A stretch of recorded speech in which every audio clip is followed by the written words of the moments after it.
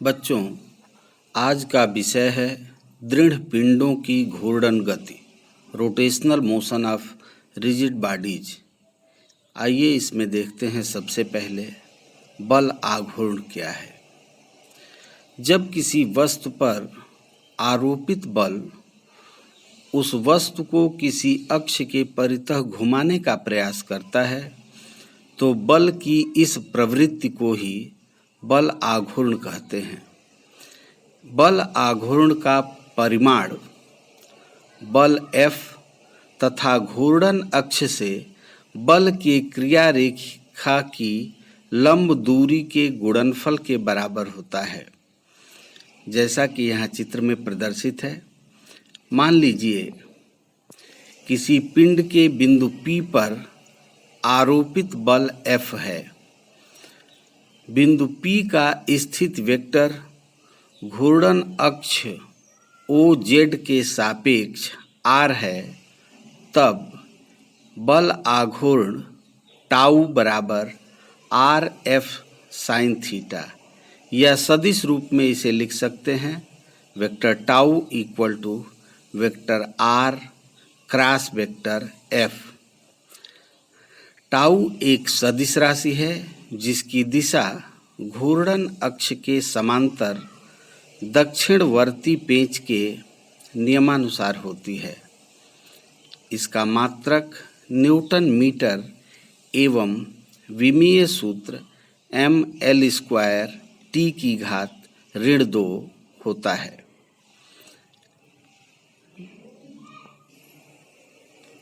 जब कोई पिंड किसी अक्ष के परितः घूमता है तो उसकी गति को घूर्णन गति या कोणीय गति कहते हैं, जैसे पंखे की ब्लेड का घूमना, लट्टू का नाचना आदि घूर्णन गति है। कोणीय त्वरण एंगुलर एक्सेलरेशन, घूर्णन गति करते किसी पिंड के कोणीय वेग परिवर्तन की दर को कोणीय त्वरण कहते हैं और इसे अल्फा से प्रदर्शित करते हैं। यदि डेल्टा t समय में घूर्णन करते पिंड का कोणीय वेग ω1 से बदलकर ω2 हो जाए तो पिंड का औसत कोणीय त्वरण alpha bar equal to ω2 - ω1 upon delta t बराबर delta omega upon delta t। यदि समय अंतराल अनंत सूक्ष्म हो अर्थात डेल्टा t शून्य की ओर अग्रसर हो तो उसका औसत त्वरण उसके तात्कालिक त्वरण के बराबर होता है। अतः तात्कालिक त्वरण alpha equal to in the limit delta t tends to 0 delta omega upon delta t, इसे dω/dt भी लिखते हैं। कोणीय त्वरण का मात्रक रेडियन प्रति सेकेंड स्क्वायर एवं विमीय सूत्र T⁻² होता है। कोणीय त्वरण एवं रेखीय त्वरण में संबंध। मान लीजिए बिंदु O से गुजरने वाली अक्ष के परितः घूर्णन करते दृढ़ पिंड का एक समान कोणीय त्वरण अल्फा है, तो अल्फा इक्वल टू dω/dt। घूर्णन अक्ष से विभिन्न दूरियों पर स्थित कणों का समान समय में कोणीय विस्थापन एक समान लेकिन रेखीय विस्थापन भिन्न भिन्न होता है, अर्थात उनके कोणीय वेग ओमेगा तो एक समान लेकिन रेखीय वेग भिन्न भिन्न होते हैं। यदि r दूरी वाले कण का रेखीय वेग v हो, जैसा कि इस चित्र में प्रदर्शित है, तो v equal to r omega या omega equal to v upon r। तब समीकरण 1 से alpha equal to D D T of omega या D D T of V upon R equal to 1/r dv by D T. लेकिन dv by D T रेखीय त्वरण है जिसे a से प्रदर्शित किया जाता है, अतः alpha equal to a by r या a equal to r alpha. सदिश रूप में इसे वेक्टर a बराबर vector alpha cross vector r लिखा जाता है। घूर्णन गति के समीकरण। माना कोई पिंड कोणीय वेग ओमेगा 0 से घूर्णन प्रारंभ करता है तथा कोणीय त्वरण अल्फा के कारण t समय में उसका कोणीय वेग बढ़कर ओमेगा हो जाता है। यदि इस समय अंतराल में पिंड का कोणीय विस्थापन थीटा हो तो इन राशियों के बीच संबंध निम्न समीकरणों द्वारा व्यक्त किया जा सकता है, जिन्हें घूर्णन गति के समीकरण कहते हैं। ये समीकरण ठीक उसी प्रकार होते हैं जैसे कि रेखीय गति के 3 समीकरण हैं। देखिए घूर्णन गति के समीकरण क्या हैं। पहला समीकरण omega equal to omega 0 plus alpha T. दूसरा theta equal to omega 0 T plus half alpha T square. और तीसरा समीकरण होता है ओमेगा स्क्वायर बराबर omega 0 square plus 2 alpha theta. जड़त्व आघूर्ण मोमेंट ऑफ इनर्शिया। किसी अक्ष के परितः घूर्णन करते हुए पिंड में अपनी अवस्था परिवर्तन का विरोध करने की प्रवृत्ति पाई जाती है। उसके इस गुण को घूर्णन अक्ष के परितः उसका जड़त्व आघूर्ण I कहते हैं।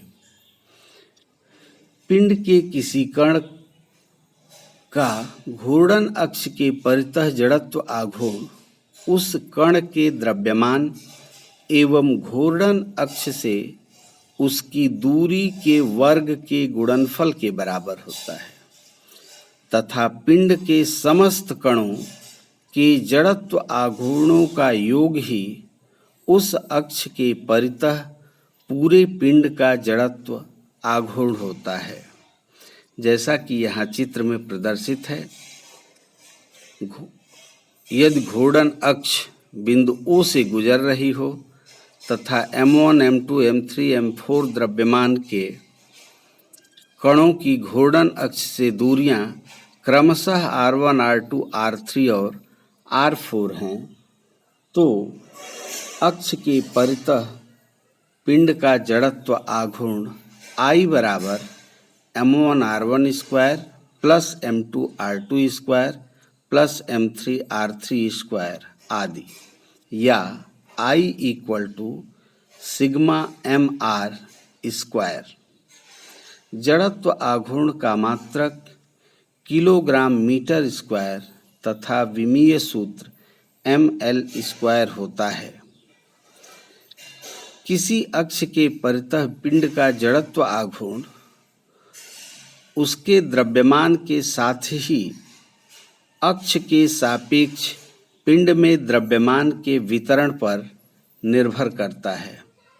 अर्थात पिंड का जड़त्व आघूर्ण इस बात पर भी निर्भर करता है कि घूर्णन अक्ष के सापेक्ष पिंड का द्रव्यमान कहाँ है एवं किस प्रकार है। घूर्णन त्रिज्या, रेडियस ऑफ जाइरेशन। घूर्णन अक्ष से जिस दूरी के वर्ग का पिंड के द्रव्यमान से गुणनफल उस अक्ष के परितः पिंड का जड़त्व आघूर्ण प्रदान करता है, उस दूरी को घूर्णन अक्ष के सापेक्ष पिंड की घूर्णन त्रिज्या कहते हैं। यदि किसी अक्ष के परितः m द्रव्यमान के पिंड का जड़त्व आघूर्ण I बराबर एम के स्क्वायर हो तो के घूर्णन त्रिज्या होगी। अतः के बराबर √I/m। जड़त्व आघूर्ण का भौतिक महत्व। रेखीय गति के संदर्भ में किसी पिंड का द्रव्यमान जितना ही अधिक होता है, उसकी गति की अवस्था में परिवर्तन के लिए उतने ही अधिक बल की आवश्यकता होती है। अर्थात पिंड का द्रव्यमान जितना ही अधिक होता है, उसका जड़त्व उतना ही अधिक कहा जाता है। इसी प्रकार किसी अक्ष के परितः पिंड का जड़त्व आघूर्ण जितना ही अधिक होता है, उस अक्ष के परितः पिंड की घूर्णन गति में परिवर्तन के लिए उतने ही अधिक बल आघूर्ण की आवश्यकता होती है। अर्थात घूर्णन गति में जड़त्व आघूर्ण ही जड़त्व की माप होती है। अर्थात रेखीय गति में जो महत्व द्रव्यमान का है, घूर्णन गति में वही महत्व जड़त्व आघूर्ण का होता है। आइए जड़त्व आघूर्ण के कुछ व्यवहारिक अनुप्रयोग देखते हैं। गतिपालक चक्र, फ्लाई व्हील। बच्चों, आप देखते होंगे कि इंजन के साथ एक भारी पहिया लगा होता है। चूंकि इंजन के शैफ्ट को घुमाने वाला बल आघूर्ण घटता बढ़ता है, जिससे शैफ्ट का घूर्णन एक समान नहीं हो सकता।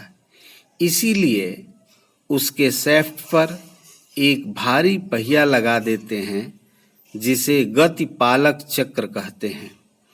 गतिपालक चक्र का जड़त्व आघूर्ण अधिक होने के कारण शैफ्ट को घुमाने वाले बल आघूर्ण के बढ़ने या घटने पर भी गतिपालक चक्र लगभग एक समान कोणीय चाल से घूमता है एवं शैफ्ट का घूर्णन एक समान बना रहता है।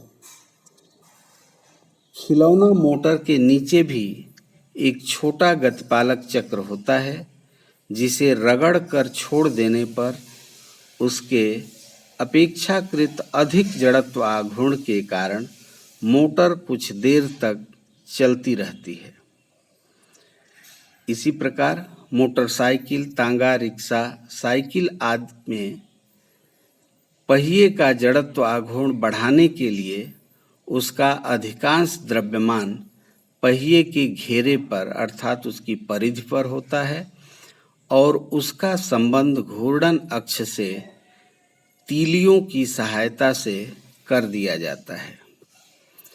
साइकिल के पहियों के जड़त्व आघूर्ण के कारण ही साइकिल में पैडल चलाना बंद कर देने के बाद भी साइकिल के पहिए कुछ देर तक घूमते रहते हैं। यदि साइकिल के पहिए धातु की वृत्तीय चादर काटकर बनाए जाएं, तो इनके कम जड़त्व आघूर्ण के कारण पैडल रोकते ही पहिए रुक जाएंगे और संतुलन बिगड़ने से साइकिल गिर जाएगी। बच्चों, आज के लिए बस इतना ही। धन्यवाद।